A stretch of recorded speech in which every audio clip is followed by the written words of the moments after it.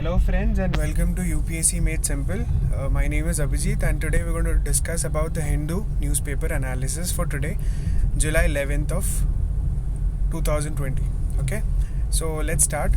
तो पहला आर्टिकल हम प्रीलिम फोकस के लिए ये करने वाले हैं कि more military level talks next week. तो as everybody knows that India and China का इशू चल रहा है, जो गलवान घाटी का जो इशू चल रहा है कि चाइनीज़ ट्रूप इंडियन एरिया में आ चुके हैं. तो बेसिकली ये इम्पॉर्टेंट है अपने लिए कि working mechanism for consultation and coordination WMCC, ये स्ट्रेट अवे UPSC प्रीलिम्स में पूछ सकती है कि recently WMCC working mechanism for consultation and coordination ये कौन से 2 कंट्रीज़ के लिए था. तो ये India China border affairs dispute के लिए था. ठीक है, तो ये कब बनाया गया है? It is 16th meeting of the body in 8 years, मतलब 8 साल में 16th मीटिंग थी. एंड पास्ट 2 वीक से है द सेकेंड, मतलब ये जो 2 वीक से दूसरी मीटिंग हुई है. ठीक है, तो यही इम्पोर्टेंट है.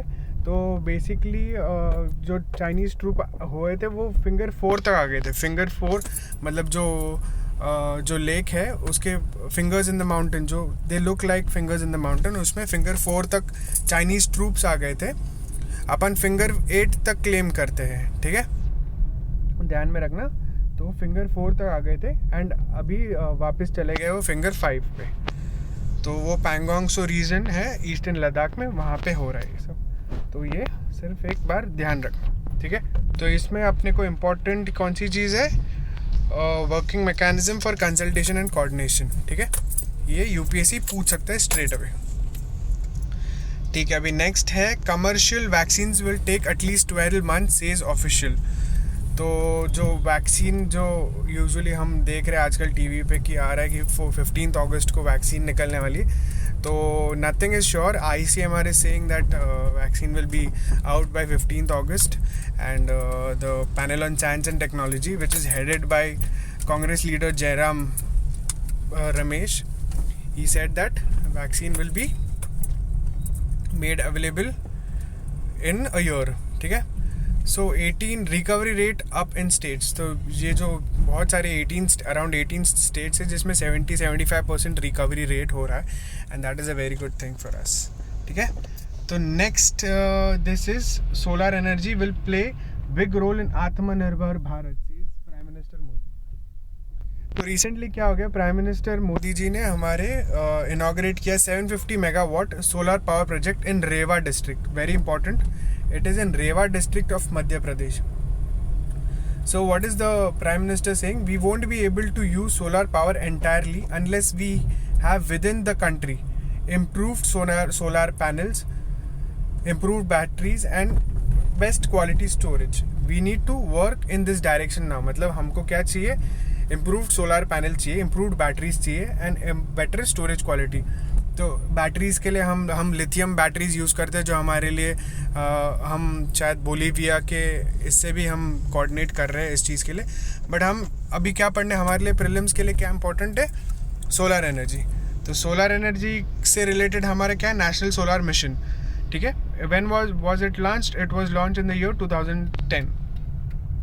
ठीक है, the mission has ambitious target of deploying 20,000 megawatt of grid connected by solar power bye 2022 तक ये 20,000 मेगावाट. बट 2015 में क्या हो गया कि मोदी जी आए और बोले कि नहीं 20,000 क्यों, हम 1 लाख मेगावाट करेंगे. ठीक है, तो let's see we can be able to reach it और not. But then yes, we have taken steps to grow a little. We are taking steps and we are growing. ठीक है, तो the target will principally comprise of 40 gigawatt of rooftop and 60 gigawatt through large and medium scale grid connected solar power projects. ठीक है, 40 gigawatt मतलब 100 gigawatts total करने अपने को. ठीक है, 100 gigawatts में से 40 gigawatt rooftop पे लगेंगे और 60 gigawatt through large and medium scale grid connected. ठीक है, ये हमारा solar energy national mission for solar energy. ठीक है, अभी ये इम्पॉर्टेंट न्यूज़ तो नहीं है बट देन जस्ट एक ओवरव्यू दे रहा हूँ कि ये जो निज़ामुद्दीन में जो हमारे जो ये जो तबलीगी जमात के लिए बहुत जो इंटरनेशनल टूरिस्ट है उनको हमने ये किया था, तो उनको उनको अभी छोड़ दिया गया, मतलब they are been left with a fine. तो ये क्या है, plea bargaining is a provision. ये प्ली बार्गेनिंग, ये जो टर्म है दैट इज़ इम्पॉर्टेंट, ये एक्सप्लेन करना था मेरे को कि ये प्ली बार्गेनिंग क्या होता है। Plea bargaining is a provision under the code of criminal procedure in which an accused can negotiate with the prosecution at pre-trial stage by pleading guilty in exchange for certain concessions in quantum of sentence।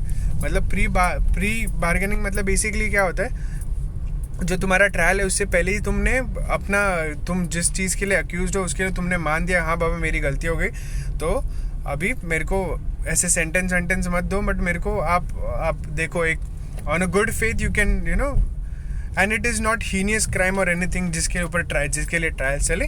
तो ये pre trial stage है by pleading guilty in exchange for certain concessions. ठीक है, तो उनको 7,000 और 10,000 rupees के मेरे हिसाब से इस पे उनको रिहा कर दिया है।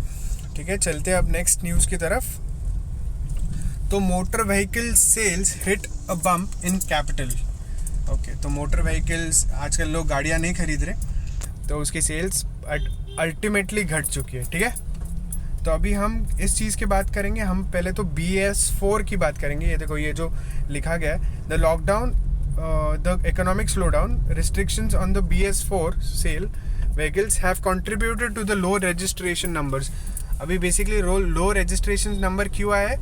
एक तो पहले लॉकडाउन था, फिर इकोनॉमिक स्लो डाउन था, लोगों के पास पैसे नहीं थे, क्या खरीदेंगे, और ऊपर से BS4। अभी रिसेंटली हमें BS4 से हम डायरेक्टली BS6 पे आए। BS4 और BS6 क्या है? बेसिकली एमिशन जो होते हैं हमारे कार एमिशन नॉर्म्स होते हैं, भारत स्टेज, हमने ये किन से लिया था? हमने यूरोपियन स्टैंडर्ड से लिया था। ठीक है, ये एक यूरोपियन स्टैंडर्ड से हम लोग ने, वो लोग का नहीं लेके, हमने उनसे आइडिया लेके भारत स्टेज BS लगाया। तो बेसिकली ये एमिशन, ये तुमको बताता है कि तुम कितना एमिट कर सकते हो, ये फ्यूल कितना एमिट कर सकते हैं, ये इंजन कितना एमिट करना चाहिए। तो with respect to the growing pollution हमने BS6 नॉर्म्स किए। तो BS4 वाली जो गाड़ियाँ थी वो अटक गई।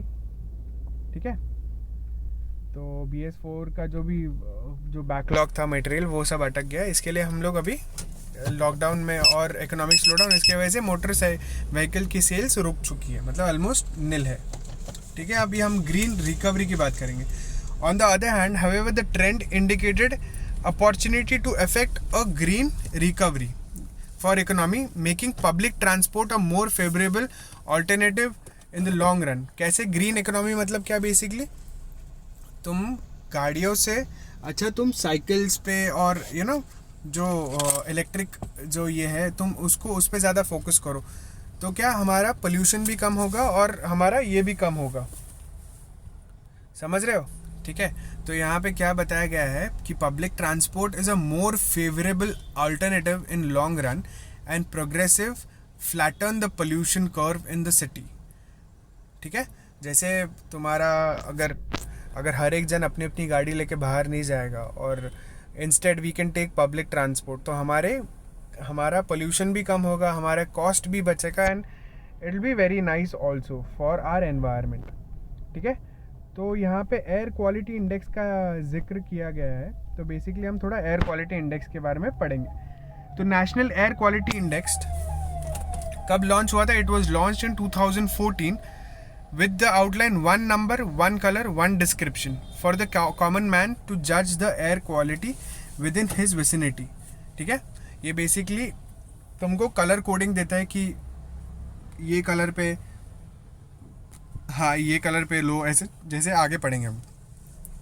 ठीक है, why was it launch? It was launch for monitoring the quality of air in major urban centres across the country on a real time basis. ठीक है।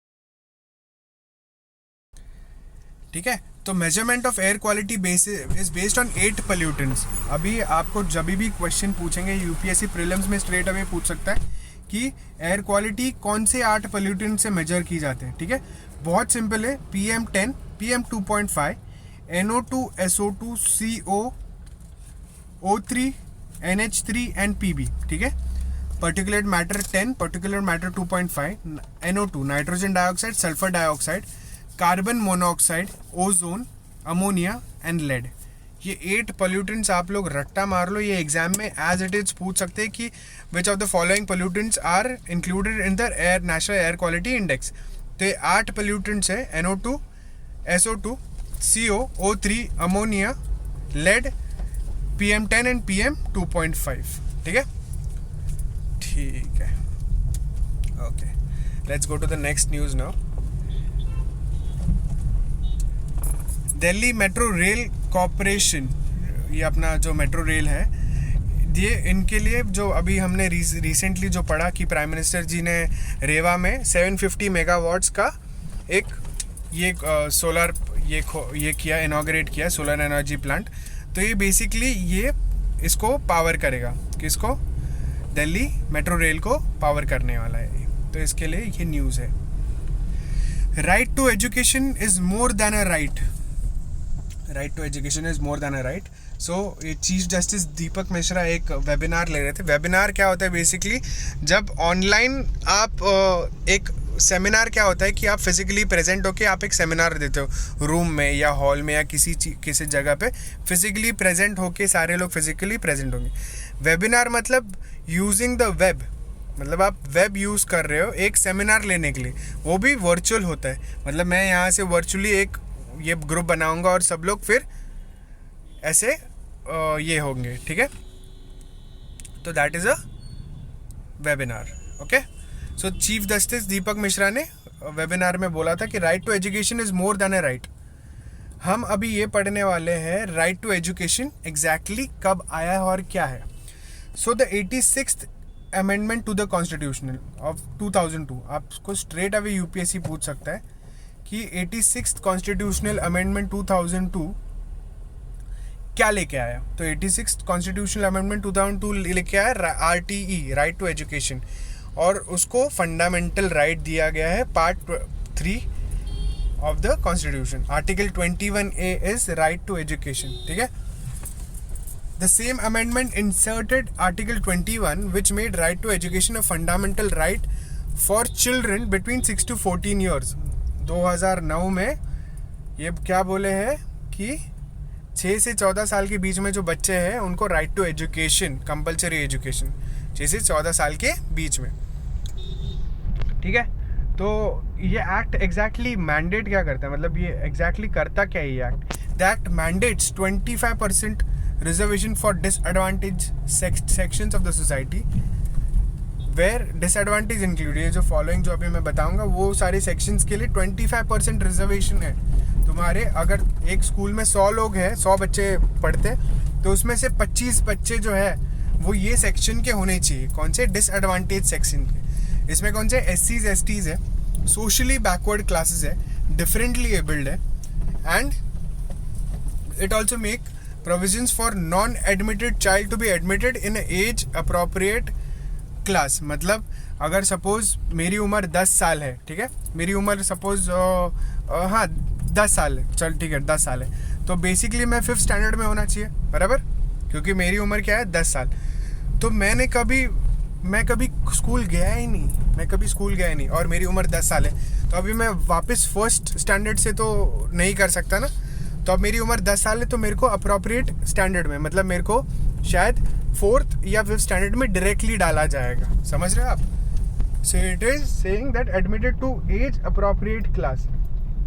ठीक है, और क्या क्या करता है ये राइट टू एजुकेशन आर्टिकल या 86th कॉन्स्टिट्यूशनल अमेंडमेंट जो हम लोग ने ऊपर पढ़ा था, ये क्या क्या करता है? It lays down standards for प्यूपिल teacher ratio, मतलब कितने बच्चों पे कितने टीचर रहेंगे, मतलब हर एक टीचर पे कितने बच्चे रहेंगे। ऐसे नहीं कि एक टीचर है और 100 बच्चे पढ़ा रही है, वो ऐसे नहीं होगा।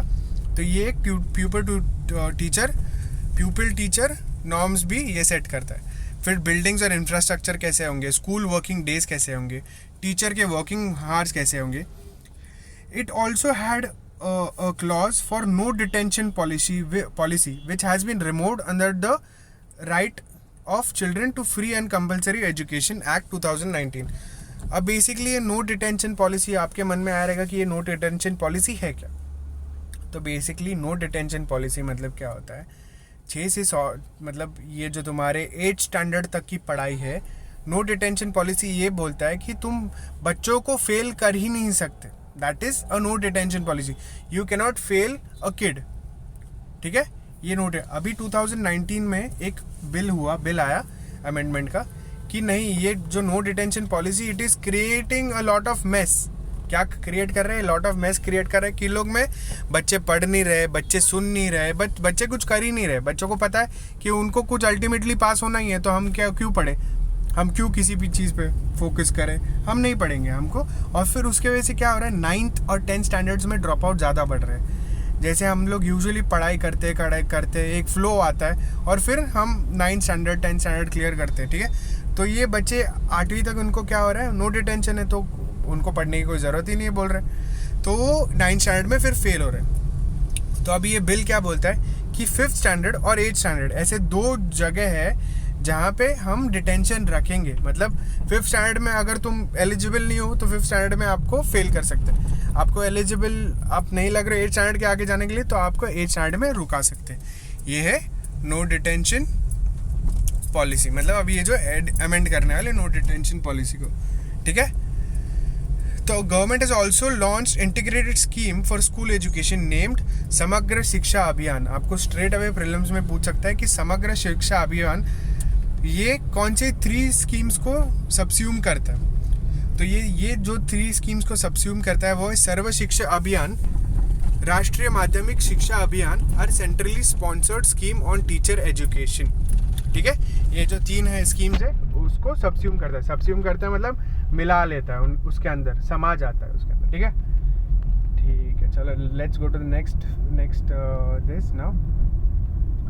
तो ये है chief minister praises thanks to plasma donors. तो प्लाज्मा डोनर्स बेसिकली क्या होते हैं, वो लोग जिनको पहले से कोविड-19 हो चुका है एंड वो लोग ने अपने एंटीबॉडीज फाइट करके उन्होंने वो रिकवर भी हो चुके हैं, उनको बोलते हैं, उनकी जो एंटीबॉडीज होते हैं उसके तो होल ब्लड होते हैं, उनको प्लाज्मा बोलते हैं. और वो क्या बोल रहे हैं, गवर्नमेंट बोल रही है कि आप आके प्लाज्मा डोनेट कीजिए, आपका प्लाज्मा बेसिकली एंटीबॉडीज डोनेट कीजिए, ताकि जो तकलीफ में है लोग ऑलरेडी उनको ठीक किया जा सकता है. ठीक है, let's go to the next news. जो भी इम्पोर्टेंट रहेगा मैं आपको वही बोलूँगा, मैं आपको उससे ज़्यादा कुछ भी नहीं इम्पोर्टेंट बोलूँगा. फर्स्ट बस रोल्स इनटू स्वाभिमान आंचल आफ्टर इंडिपेंडेंस. तो स्वाभिमान आंचल बेसिकली एक जगह है जो तीनों साइड से पानी में, ये एक जगह है ओडिशा में, जो एक एरिया है जहाँ पे तीनों साइड से पानी है और एक साइड से जंगल का रास्ता है. ठीक है, तो स्वाभिमान it is why is it cut off from the main stream, because usually जो भी लेफ्ट विंग एक्सट्रीमिस्ट होते हैं, जो अपने माओइस्ट होते हैं, तो वो लोग यहाँ पे छुपते हैं. ऐसे बताया गया है कि ये लोग यहाँ पे छुपते हैं ये एरिया में, और it is an affected. Even the police doesn't, they fear to go your.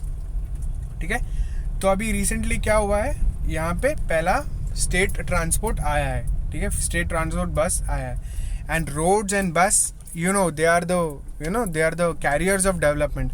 आप जहाँ रास्ता लेके जाओगे वहाँ आप डेवलपमेंट पाओगे. Anywhere you go, any part of the country where you see there is a road which is connecting that place, तो आपको ये करेगा. ठीक है, आपको बेसिकली डेवलप करेगा. तो पीपल इन द स्वाभिमान आंचल, फॉर्मरली मतलब पहले known as the cut off area in Odisha's Malkangiri. तो पूछ सकते हैं आपको स्ट्रेट अवे कि Malkangiri district was recently news. तो ये क्यों न्यूज़ में था, इट इज़ ओडिशाज एरिया. ठीक है, जहाँ पे रिसेंटली अभी आया है. ठीक है, तो ये थी न्यूज़.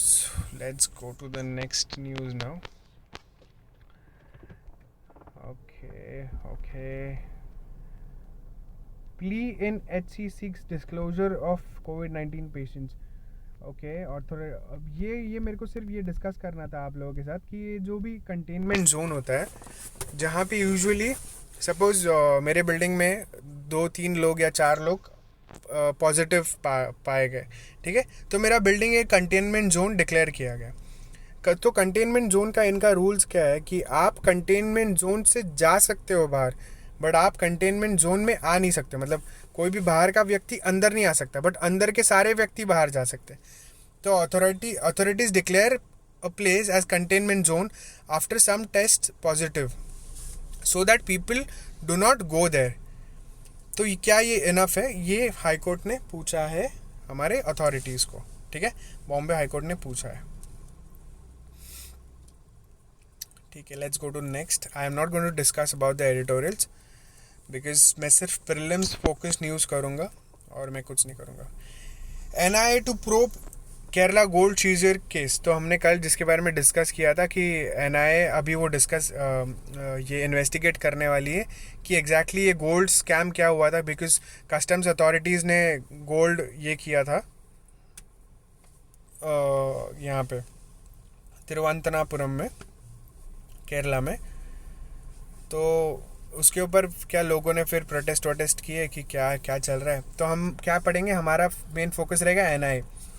तो national investigation agency was set up in 2009 under the NIA act 2008। 2008 में एनआईए एक्ट आया था और 2009 में एनआईए सेटअप हुआ था, ठीक है। ये 2008 में जो अपने मुंबई में अटैक हुए थे उसके ऊपर उसके उसके बाद ही ये नए नेशनल इन्वेस्टिगेशन एजेंसी सेटअप किया गया था, ठीक है। तो national investigation agency is functioning as the central counter terrorism law enforcement agency. What is it? It is a law central counter terrorism law enforcement agency in India. अभी NIA क्या क्या investigate कर सकता है? एनआईए इन्वेस्टिगेट कर सकता है ये जो भी offences which are related to atomic energy act of 1962 and unlawful activities prevention act of 1967। ये दो याद रखना, atomic energy act of 1962 and unlawful activities prevention act of 1961, ठीक है, ये कर सकता है। तो अभी रिसेंटली क्या हुआ, ये एनआईए का नया बिल आया है, उसमें क्या हुआ है, गवर्नमेंट ने थोड़ा प्रपोज किया कि उसको थोड़ा और ज़्यादा पावर दे सकते हैं। तो अभी the bill gives NIA powers to investigate offences committed outside India, ठीक है। जो भी ऑफेंसेस अभी आउटसाइड इंडिया, ऑफकोर्स वो जो कंट्री है उसका भी परमिशन लगेगा, बट जो भी ऑफेंसेस आउटसाइड इंडिया उनको भी अभी एनआईए इन्वेस्टिगेट कर सकता है।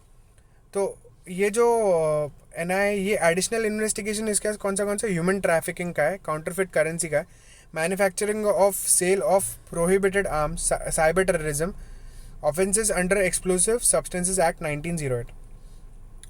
तो अभी ज्यूरिडिक्शन उसका बाहर का भी आ गया, ठीक है। Special trial courts can be designated by central government for the offences that come under NIA's purview और द शेड्यूल्ड ऑफेंसेस। मतलब जो भी शेड्यूल्ड ऑफेंसेस है या जो भी ऑफेंसेस है जो सेंट्रल गवर्नमेंट बताएगी कि ये डेजिग्नेट होगा, तो उसके लिए special courts can be designated, ठीक है। The bill enables the centre to designate session courts as special courts. तो कौन से कोर्ट्स स्पेशल कोर्ट्स जैसा काम करेंगे? सेशन कोर्ट्स, ठीक है, session courts. The centre is required to consult the chief justice of high court under which the session courts is functioning. तो chief justice of high court को consult करना पड़ेगा session court को under which it is sung, ठीक है। The state government may also designate session courts as special courts, ठीक है, state government भी कर सकता है, ठीक है, ओके। एक मिनट।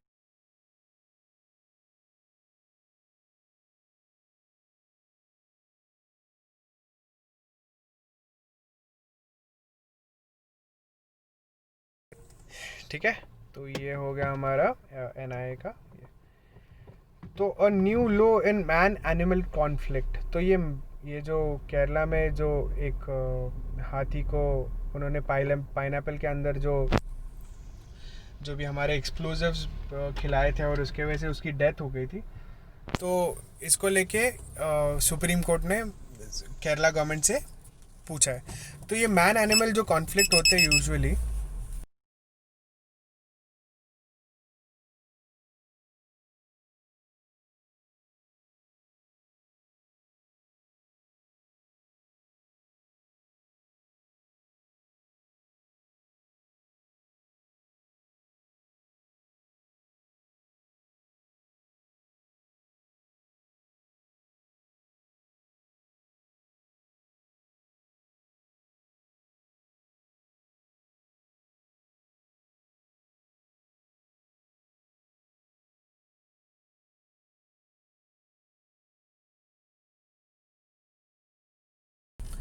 तो ये मैन एनिमल कॉन्फ्लिक्ट के बारे में मेरे को एक बहुत ही इंटरेस्टिंग चीज़ें पता चली थी, प्लान BW करके।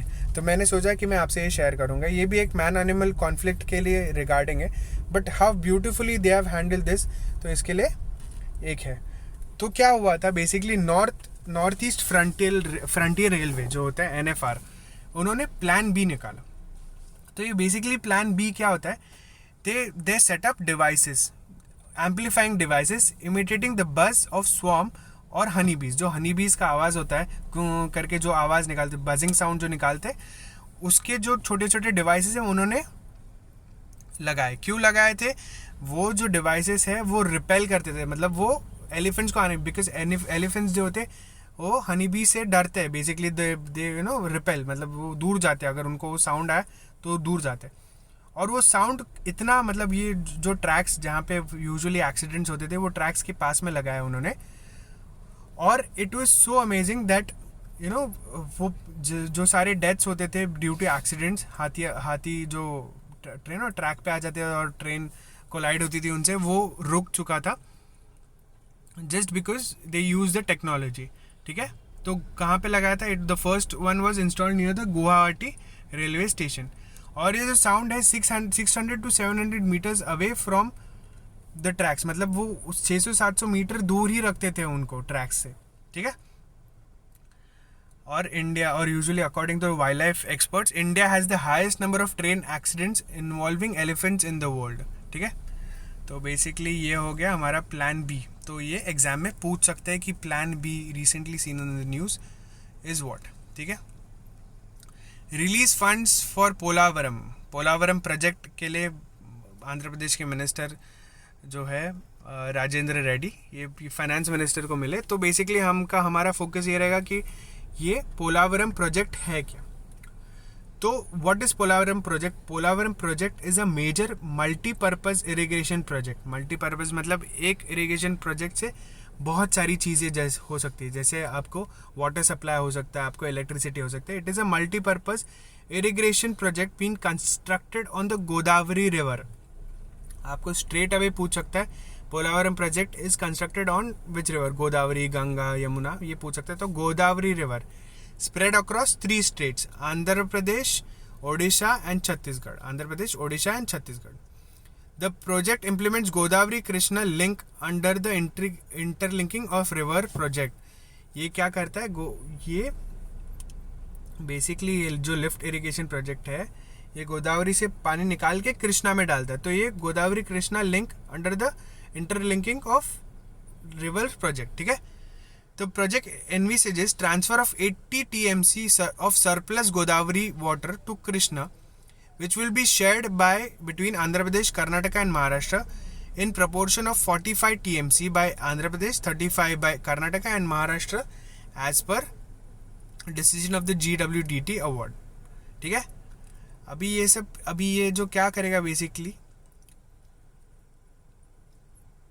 the project will lift water from the Godavari near Tadipudi village in west Godavari district. ठीक है, ये डिस्ट्रिक्ट का, ये जगह का नाम याद रखना, Tadipudi village in west Godavari district, and pump it through the main canal into the 20 TMC capacity Jalleru reservoir.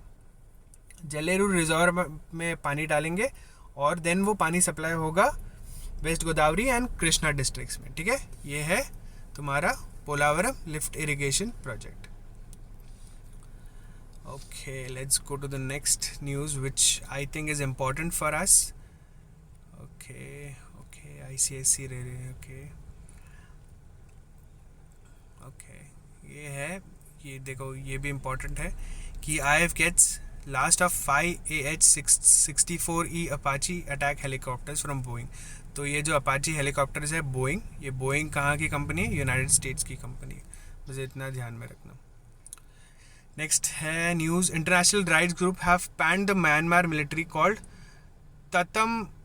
तत्मादाव। तो आपको सिर्फ ये ध्यान में रखना है कि आपको यूपीएससी पूछ सकता है क्वेश्चन प्रीलिम्स में, या कोई भी स्टेट सर्विसेज एग्जाम पूछ सकता है कि तत्मादाव ये recently seen in the news, ये क्या है?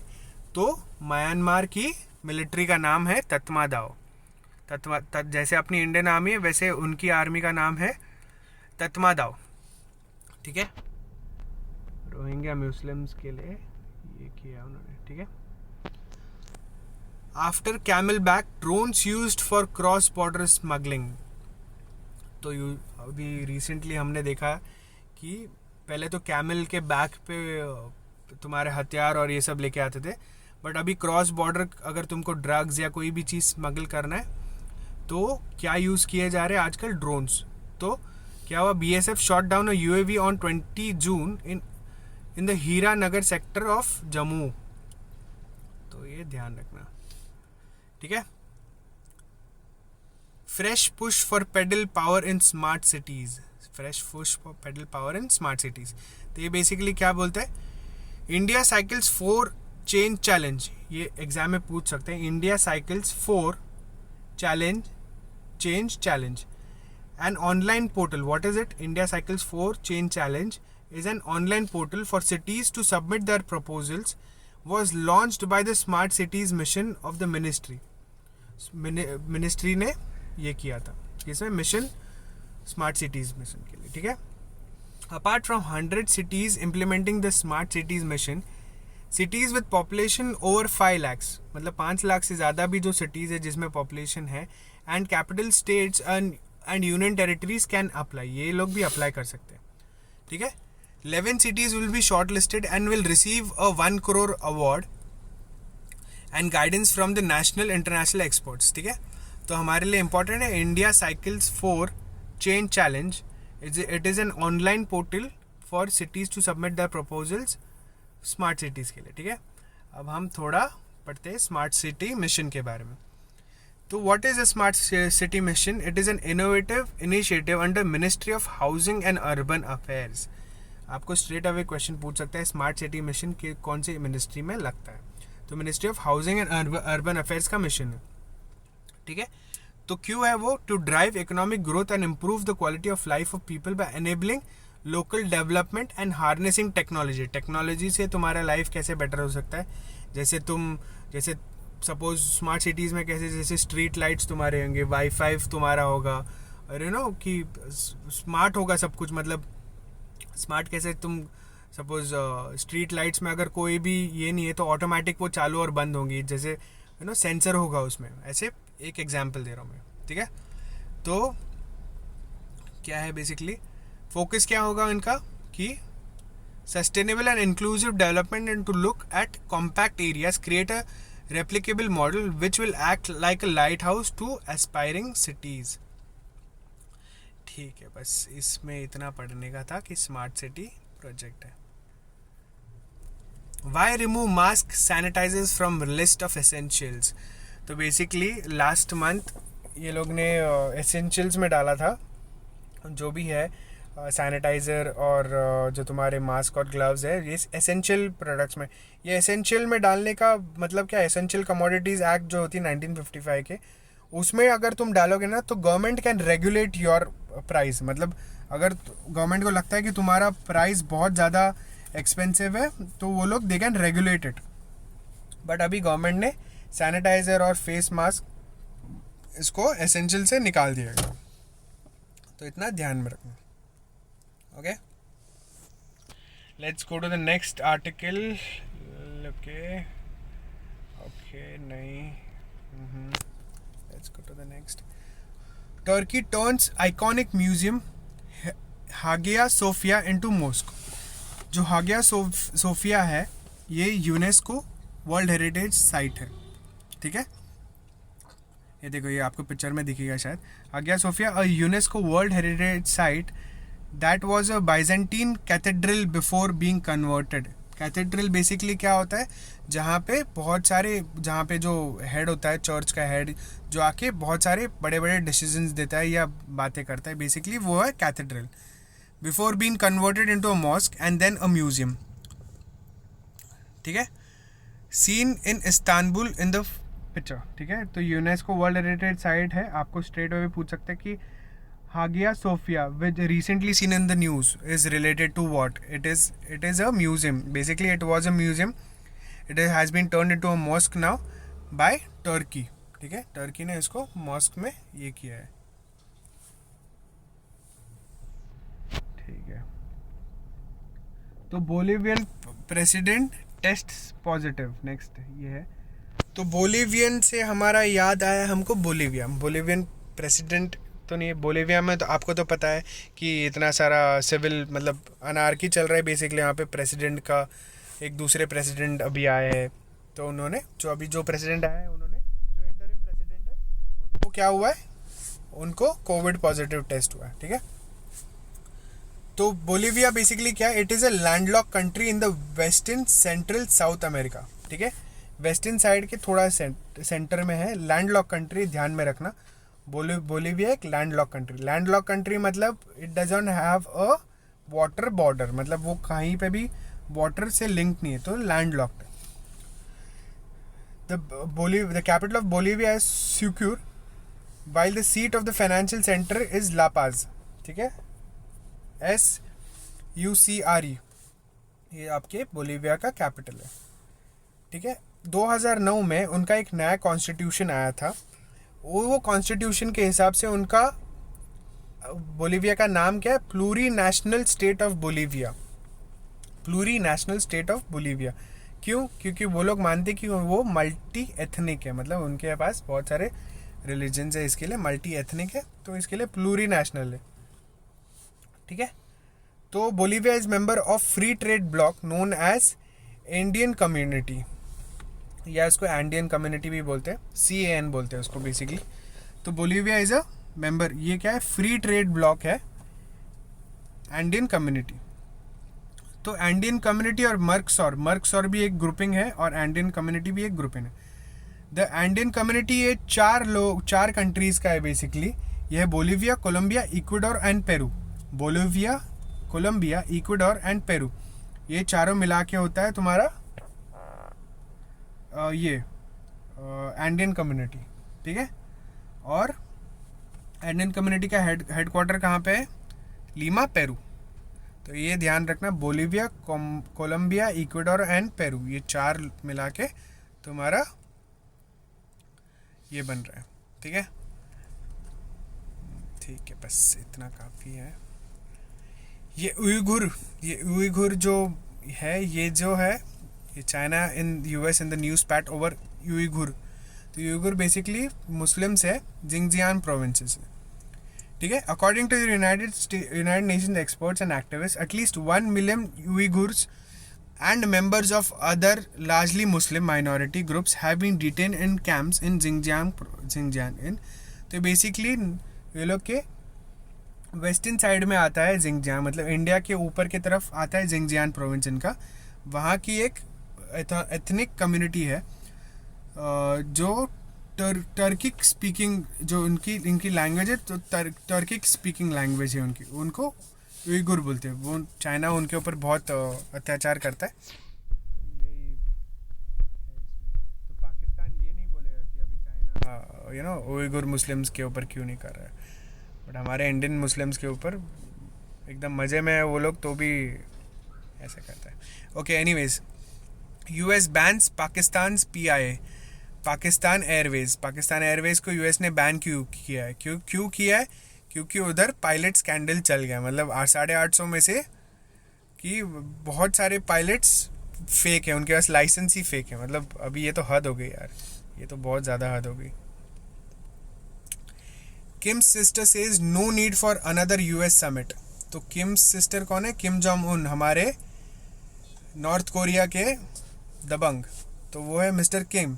And US president Donald Trump, ये कब मिले थे? दो साल पहले मिले थे। कहाँ पे? सिंगापुर में, for talks over Pyongyang's nuclear arsenal. Pyongyang क्या है?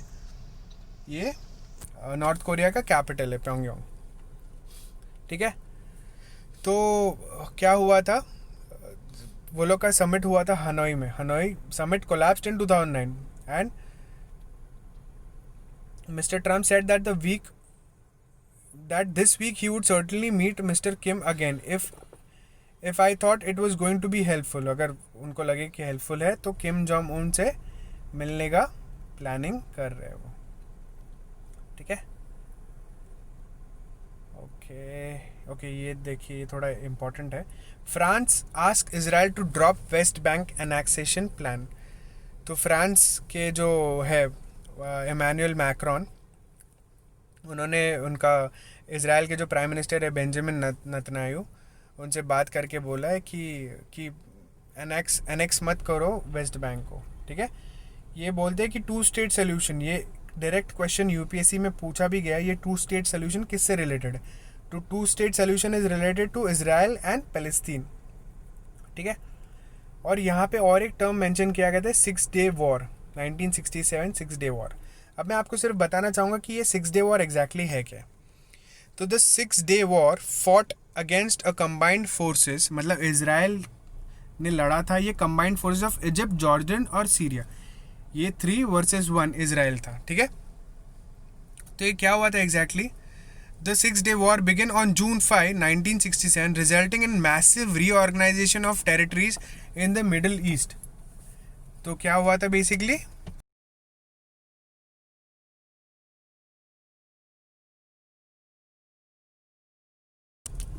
तो the 6 day war begin on June 5, 1967.